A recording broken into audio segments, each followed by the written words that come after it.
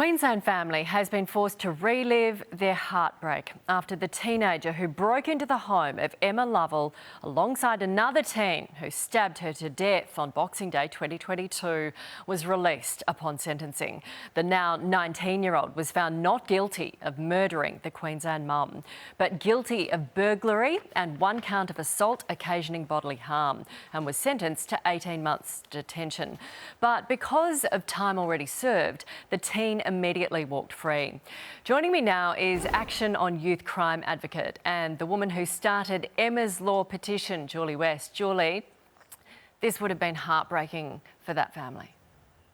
Heartbreaking. I mean, it's just so disappointing. We had 2 years to get this right for Lee and those girls, and we didn't. And Deb Fredington has come out yesterday and said she's going to review it all and see if we can fix it. Well, it should have been fixed. It should never have been a political issue. We should have looked at these kids and said, right, these have had 107 previous offences, never spent a day in jail, and they actually have been released back out in the public. We don't know where. He was actually in court 24 hours before killing or breaking into Emma's house.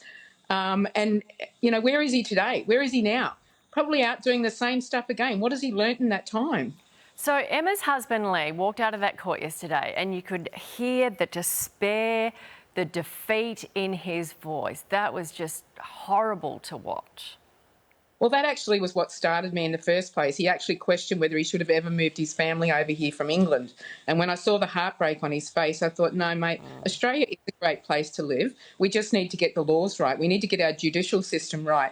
The problem with what happened at Lee's place was 5 doors down, I think it was, there was actually a home that these kids were supposed to be supervised in because they had no family to return to. They were supposed to be supervised and looked after. They weren't supervised and looked after. There are 200 approximately repeat serious youth offenders out in Queensland today, probably staying in one of these houses. And I question whether either Labor or Liberal have actually looked at those 200 kids and made sure that they're secure so that that can't happen to any family ever again. Yeah. New government, will we see any change?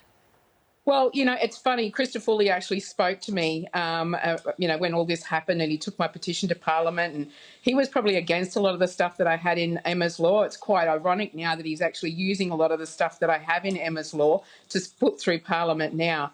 I'm saying this is not a political issue for either party. This is actually about keeping families safe. The only safeguard I feel is that they've got Russell Field in there right now, and I know he'll keep them honest. He will make sure laws change and people become safe and victims are actually looked after and the proper sentences are given to these little buggers. Julie, this is life and death for Queenslanders. We'll talk again. Thank you.